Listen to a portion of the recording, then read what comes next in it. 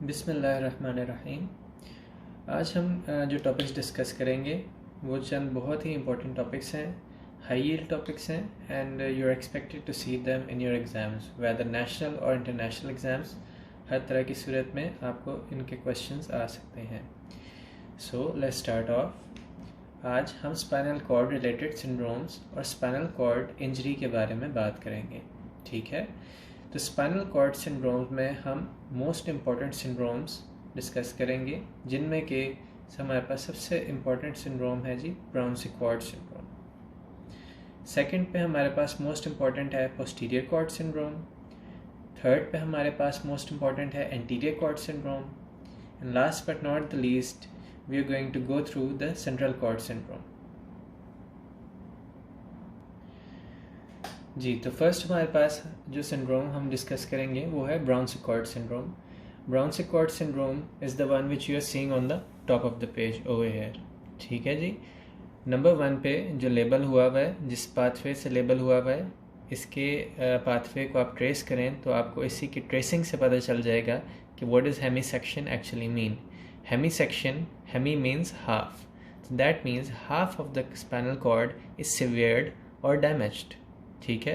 Half of the spinal cord को जब damage होगा तो that will cause the Brown Sequard syndrome.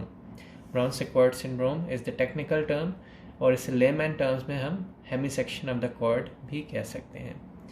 यहाँ पे आप देख रहे होंगे कि ये जो 4 प्रेजेंटेशंस हैं, इन सब के आगे एक डमी मैन बनाया हुआ है। इन डमी मैन पे जो लेबलिंग हुई है that actually represents the presentation जो हमें इन डिफरेंट कॉर्ड सिंड्रोम्स में मिलेगी, ठीक है। तो विदाउट एनी फर्दर अड्यू हम स्टार्ट करते हैं।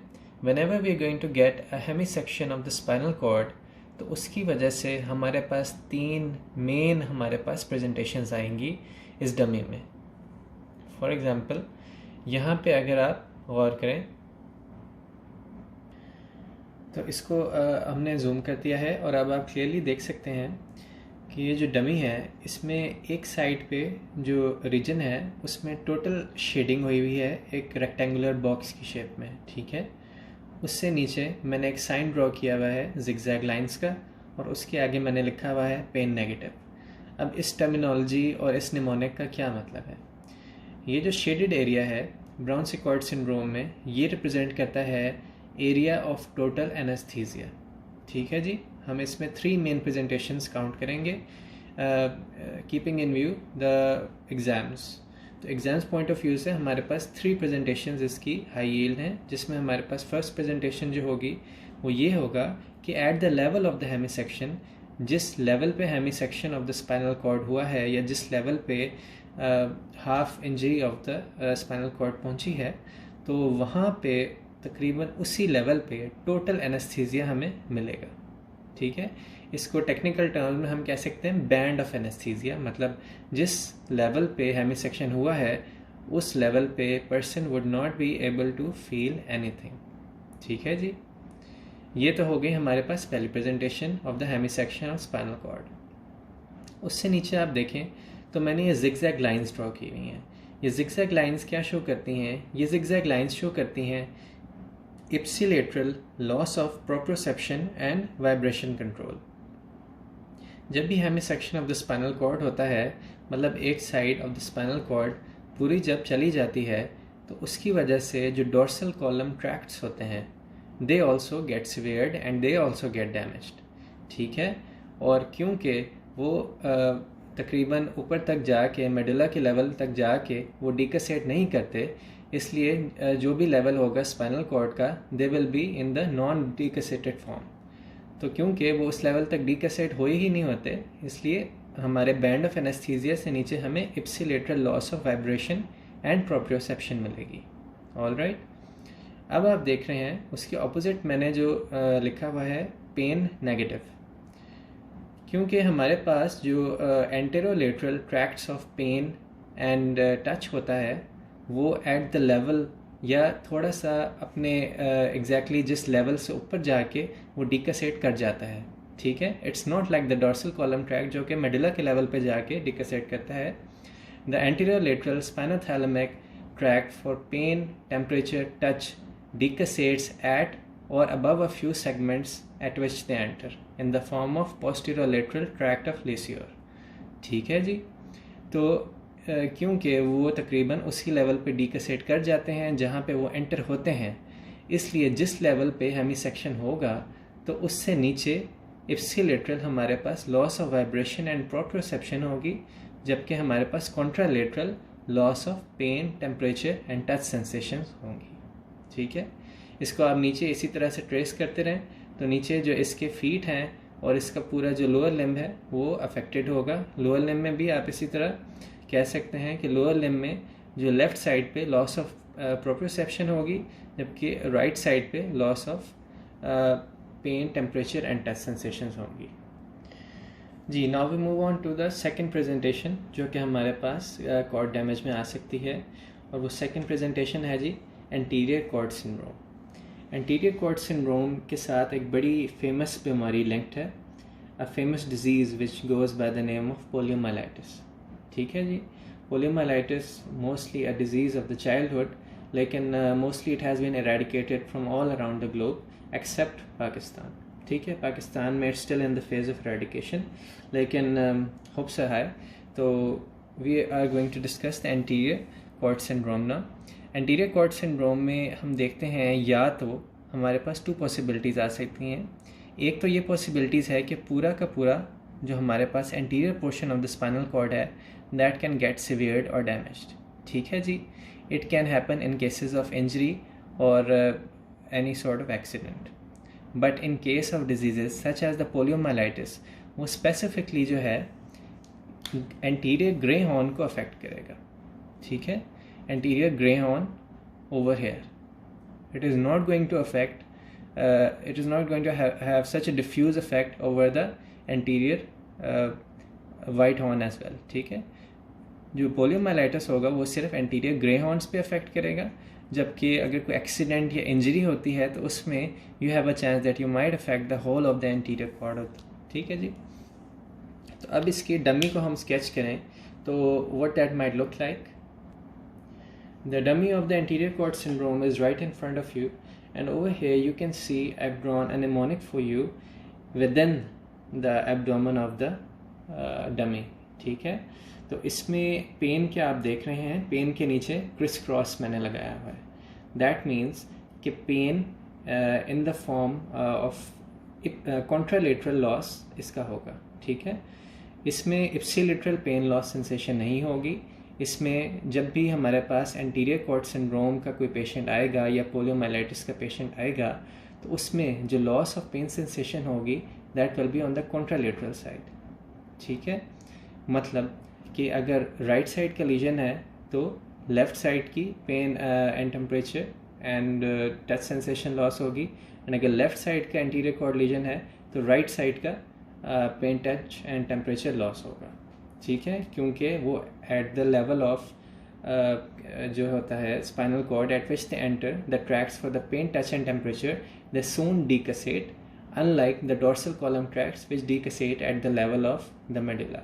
ठीक है, और अगर आपके पास डिफ्यूज़ एक इंजरी आ गई है जिसमें पूरा का पूरा anterior part of the spinal cord severed है एट दैट लेवल, ठीक है, तो that is not going to have any effect, not at all on the dorsal column tracts, मतलब कि the sensations of proprioception and vibration are going to stay intact on both the sides, लेकिन the pain, touch and temperature sensations on both the sides are going to go away क्योंकि पूरा ही anterior cord उड़ा हुआ है and पूरा हम कह सकते हैं कि it is damaged, so it is going to have a profound effect on the anterolateral pain, touch and temperature tracts.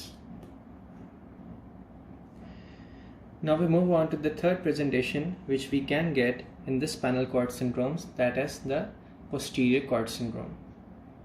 Now what happens in the posterior cord syndrome? It is just the opposite of anterior cord syndrome. ठीक है, यहाँ पे you get a sparing of the anterior part of the spinal cord, but you get a profound damage of the posterior part of the spinal cord. इसमें आपके पास grey horns भी damage होंगे और white horns भी damage होंगे, जिसकी वजह से जो डमी प्रेजेंटेशन होगी I'll show you in just a bit. Here is the dummy presentation for the posterior cord syndrome. Now, before explaining the dummy presentation, there is a famous disease that can be thought of in association with the posterior cord syndrome, which is the syphilis. ठीक है? If syphilis is allowed to run for a long time, that can have a profound effect on the posterior portion of the spinal cord, और उसकी वजह से हमें इस तरह का जो डमी प्रेजेंटेशन है वो मिल सकती है. Now, let me explain this a bit कि ये डमी प्रेजेंटेशन हमारे पास क्या इम्पोर्टेंट पॉइंट्स हमें वाज़े करेगी. फर्स्ट ऑफ ऑल, आप देख सकते हैं कि it's a bit different from the pain pathway. ठीक है, यहाँ पे मैंने जिगजैग लाइंस ड्रॉ की हुई हैं. जिगजैग लाइंस से नीचे 2 एरोज़ हैं, मतलब कि zigzag lines represent the loss of vibration and द प्रोप्रोसेप्शन. अब हमारे पास जो इधर loss of vibration and proprioception होगा, that will be on the ipsilateral side. ठीक है, अगर राइट साइड का पोस्टीरियर कॉर्ड सिंड्रोम होता है तो राइट साइड की ही उस लेवल से नीचे हमारे पास loss of vibration and proprioception आएगी. ठीक है, and similarly if we get it on the left side, तो लेफ्ट साइड से डाउनवर्ड्स हमारे पास loss of vibration and proprioception आएगी. Simple as that. जी, अब हमारे पास लास्ट जो प्रेजेंटेशन है that is the central cord syndrome. ठीक है, central cord syndrome can be really confusing if one doesn't pay a lot of attention to it. ठीक है, if one pays attention to it, it can become a really easy and interesting topic. So I want you guys to remain focused and focus on what I am telling you, क्योंकि अगर if you're going to focus, you're going to get what I'm saying. ठीक है जी, तो let's move on. Central cord syndrome एक complex disorder है that encompasses many different diseases.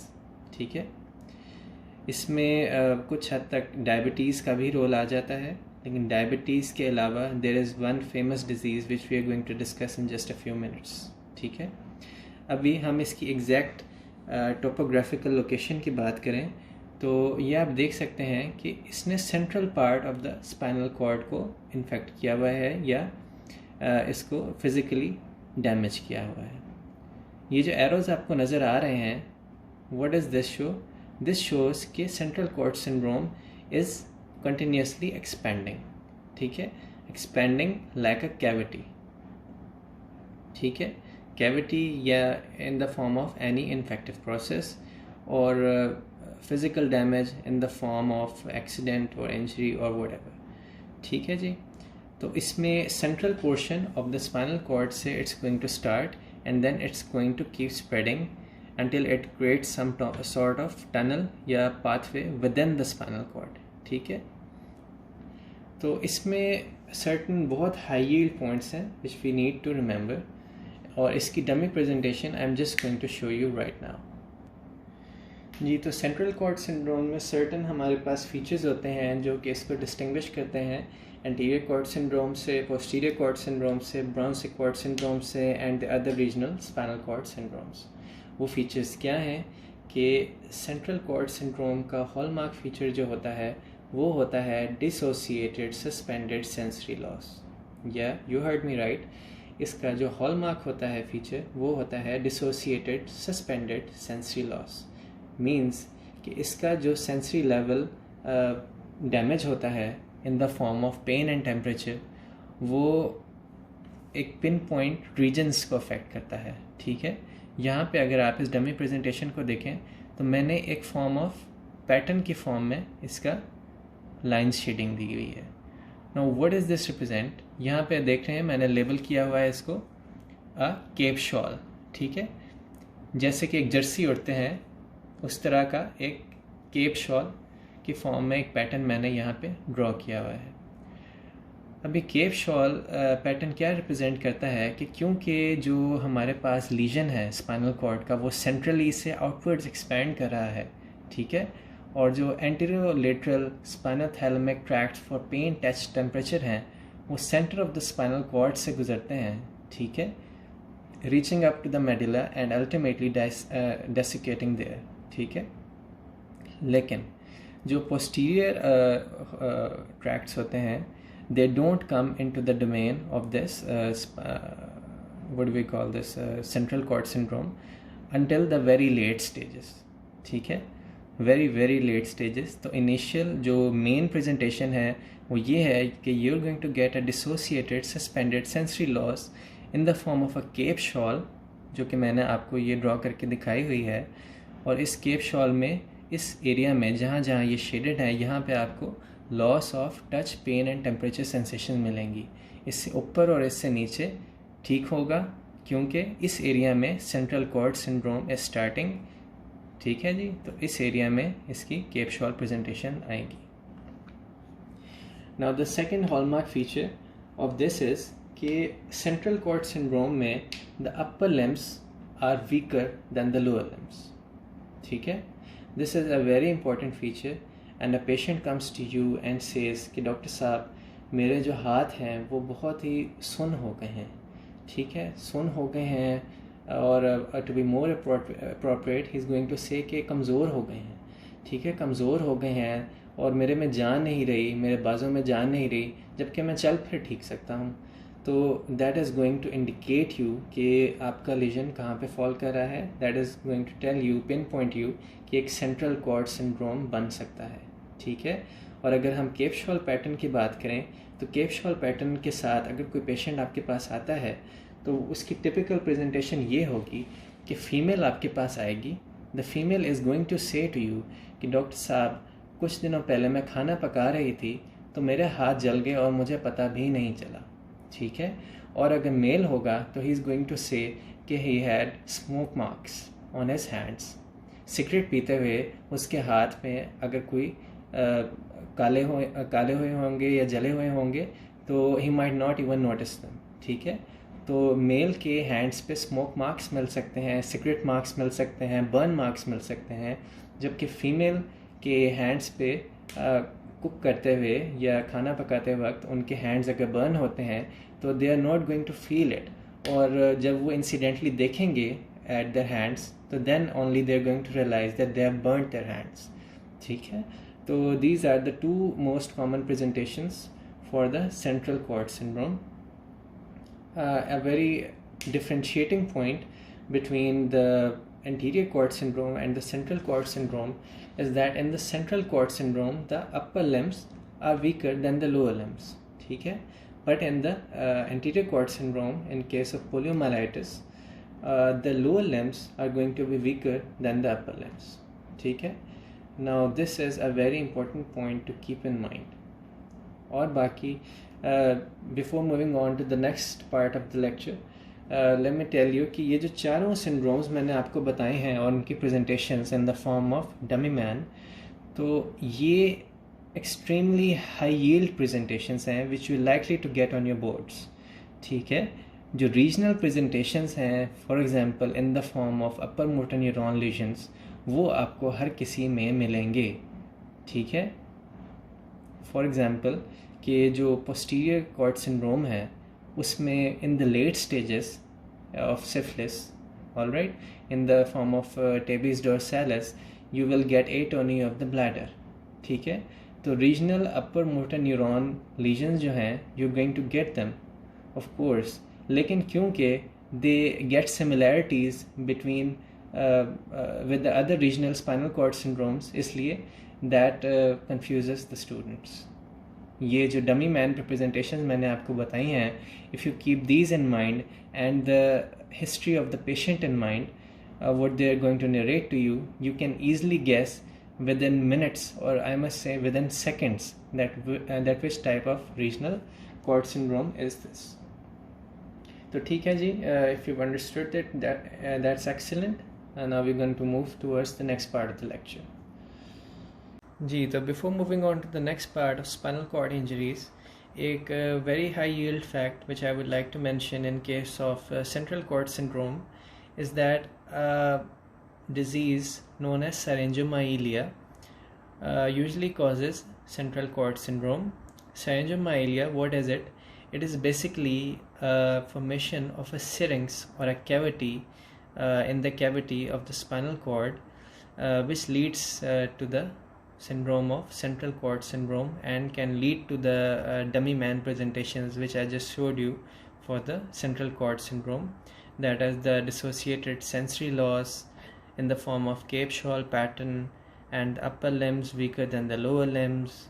And one more thing is that syringomyelia, this disease is commonly associated with the Arnold-Chiari malformation type 1. What is Arnold-Chiari malformation? Arnold-Chiari malformation type 1, there are many types of it, but syringomyelia is associated with type 1, and type 1 is associated with cerebellar tonsillar herniation. ठीक है जी. There's not much more that you need to remember much about the central cord syndrome. तो इसकी details you're not expected to know about them at this stage. Just remember this thing, कि central cord syndrome की dummy man presentation which I showed you and its association with the syringomyelia, and in turn syringomyelia's association with Arnold-Chiari malformation type 1. So yeah, if you can remember that, we can move on to the next part of the lecture, that is the spinal cord injuries.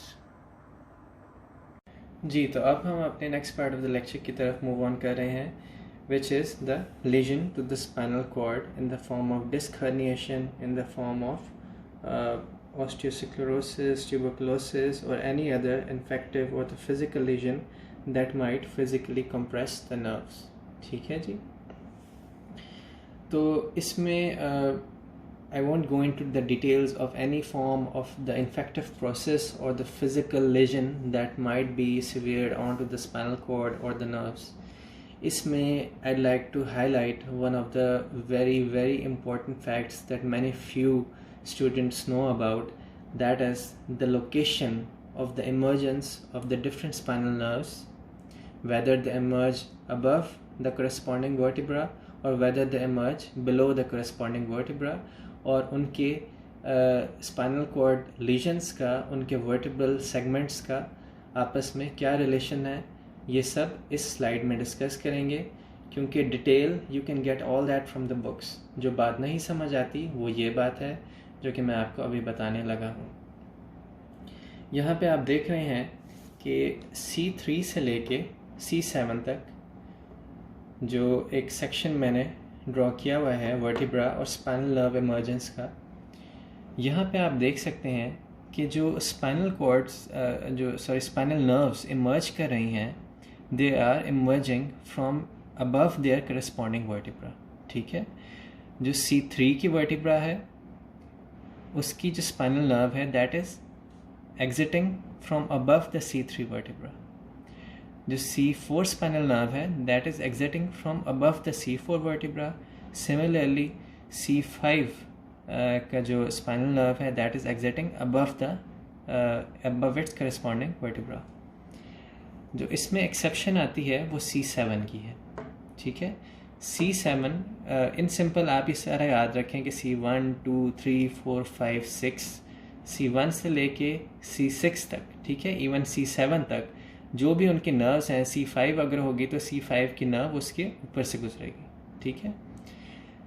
लेकिन क्योंकि spinal nerves cervical segments की 8 होती हैं और जबकि cervical vertebra 7 है, तो ये एक थोड़ा कंफ्यूजिंग पॉइंट आ जाता है कि C8 की इमर्जेंस कहाँ से होगी.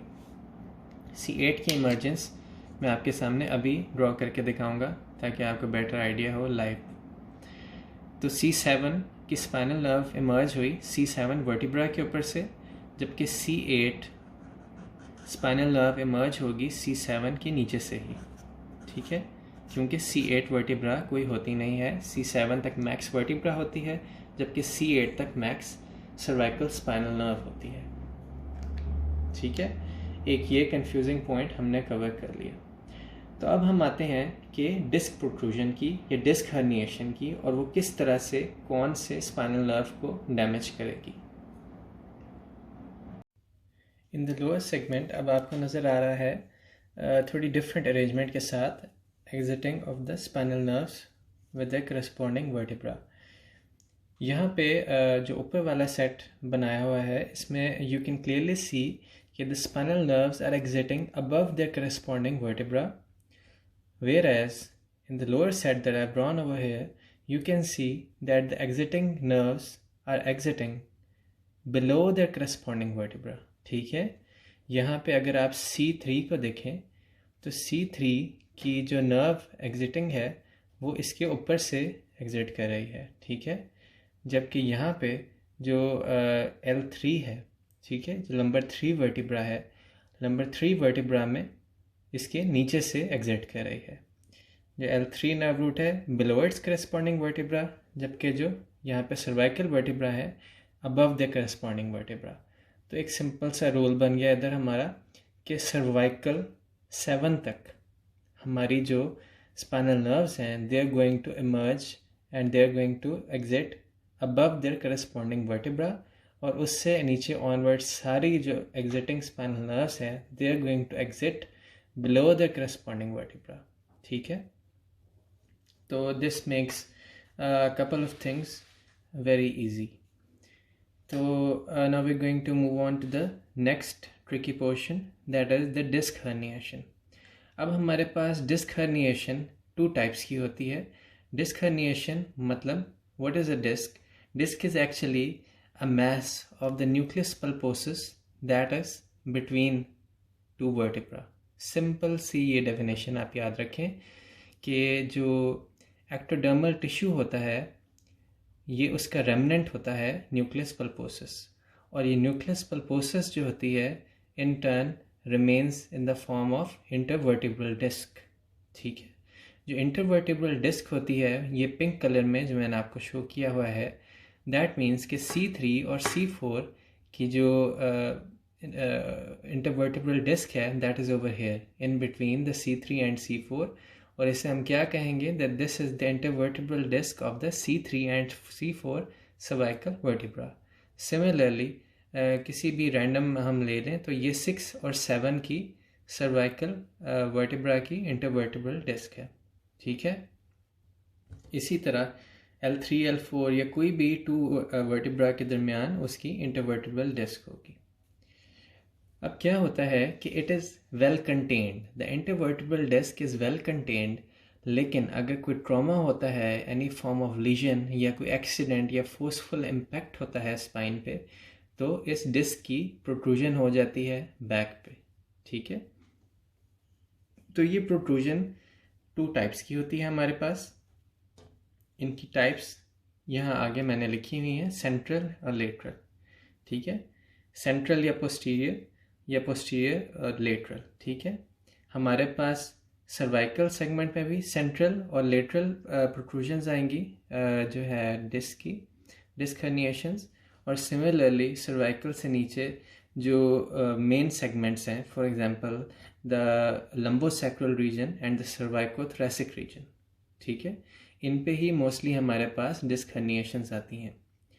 तो अब हम देखेंगे कि इन दोनों के पैटर्न्स में क्या डिफरेंस है, the central disc herniation of the cervical region versus the central or the posterior disc herniation of the lumbar region, ठीक है। Similarly, the lateral disc protrusion of the cervical region versus the lateral disc protrusion of the lumbar region. तो ये अक्सर औकात boards में they want the students to know कि what does central protrusion or the central disc herniation cause and what does the lateral disc herniation cause. Central disc herniation actually means कि it's going to come out in a straight path posteriorly, ठीक है।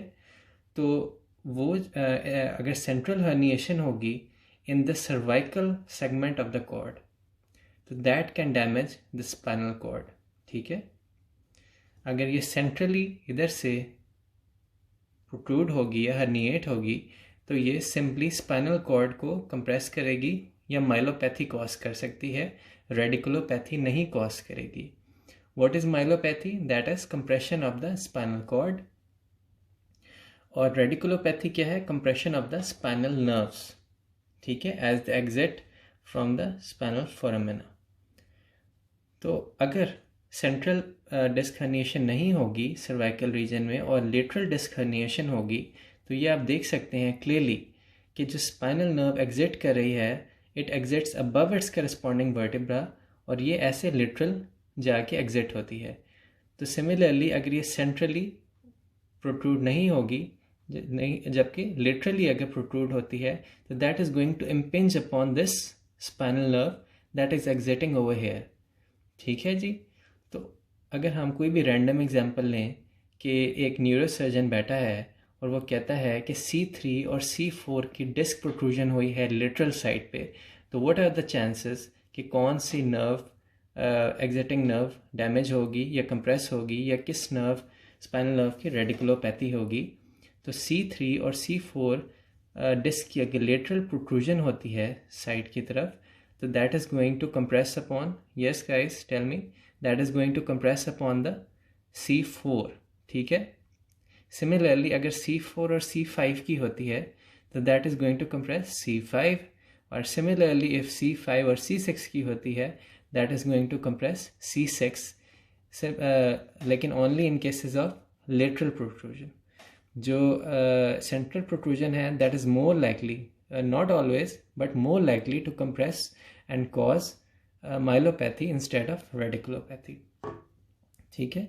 Myelopathy और radiculopathy के science and symptoms different होते हैं, और I will explain that in a next video, क्योंकि that is going to take a long time और उनकी डिटेल में जाना पड़ेगा। So for now just learn कि the nerves exit above their corresponding vertebra in the cervical region, whereas below the cervical region they are going to exit below their corresponding vertebra. अगर cervical region में central disc protrusion होती है that is likely to cause myelopathy, जबकि अगर lateral disc protrusion होती है in the cervical region that is more likely to cause radiculopathy. ठीक है। radiculopathy किसकी? जो कि exiting spinal nerve होती है उधर से। ठीक है जी।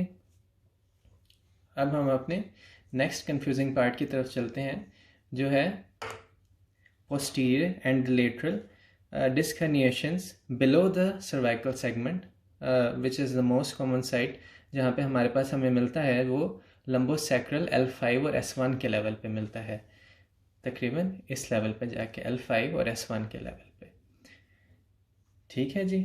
तो इसमें भी डिफरेंट हमारे पास प्रेजेंटेशंस आ सकती हैं, पोस्टीरियर के डिफरेंट और लेटरल के डिफरेंट। यहाँ पे थोड़ी स्केच देख सकते हैं कि यहाँ पे स्केच थोड़ा डिफरेंट है, क्योंकि यहाँ पे एक बंडल ऑफ स्पाइनल नर्व्स गुजर रहा है। ठीक है।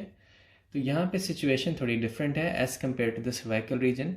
सर्वाइकल रीजन में इंडिविजुअल नर्व्स की एग्जिटिंग अपने लेवल पर थी और they had individual exiting space, जबकि at the lower border of the L1 जहाँ पे स्पाइनल कॉर्ड ख़त्म हो जाती है, तो उससे नीचे a bundle of spinal nerves they continue in the form of cauda एक्वाइना।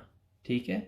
Coda equina is basically a bundle of nerve fibres which continue below the spinal cord, और ये पूरा बंडल ऑफ नर्व फाइबर्स जो आप देख रहे हैं, तो इसकी अरेंजमेंट इस तरह की होती है कि बीच में एक बंडल रन कर रहा होता है और उसके साइड पे उसकी करस्पॉन्डिंग जो एग्जिटिंग नर्व होती है वो below their corresponding vertebra emerge होती जाती है।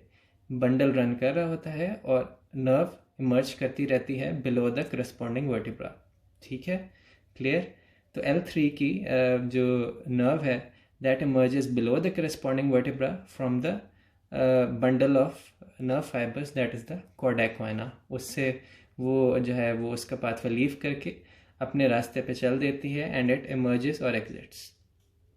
ठीक है। तो अगर इसकी पोस्टीरियर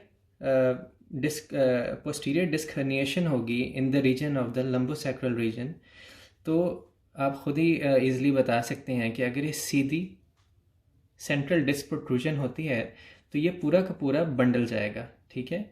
इस पूरे के पूरे बंडल को अगर ये कंप्रेस करेगी तो हमारे पास कॉर्डा एक्वाइना सिंड्रोम आ सकता है।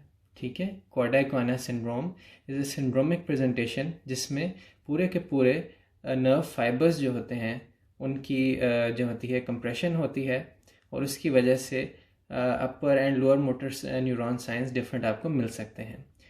जबकि अगर लेटरल प्रोट्रूजन होगी इस केस में, तो similarly it is going to cause the damage to the exiting spinal nerve. posterior disc herniation में in the region of the lumbosacral region you're going to get more chances of Kodak-Viner syndrome.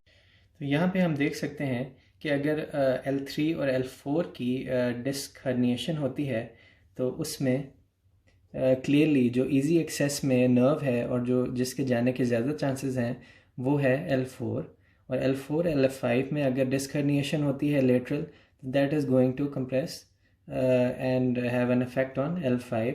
Similarly, the L5 and S1 अगर उसमें lateral herniation होती है that is going to compress S1. ठीक है, तो जब भी central होगा तो that has a more propensity to cause Kodak-Viner.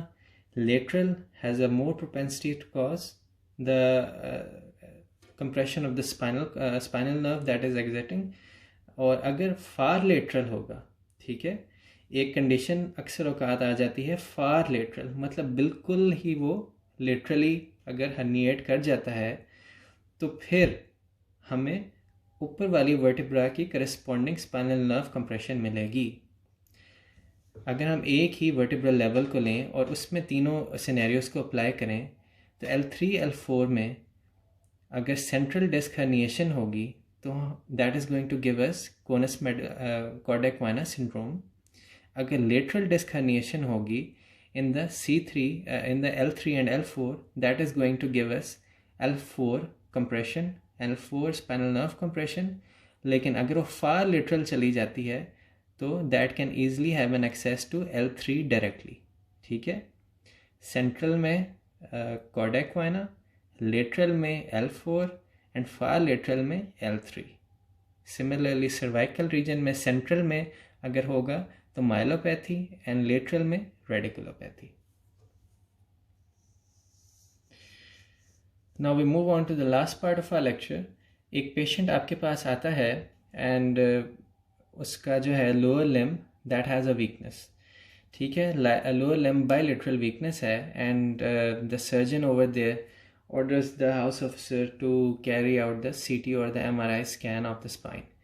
ठीक है जी, MRI स्कैन आता है तो उसमें यू नोट कि there is a disc herniation.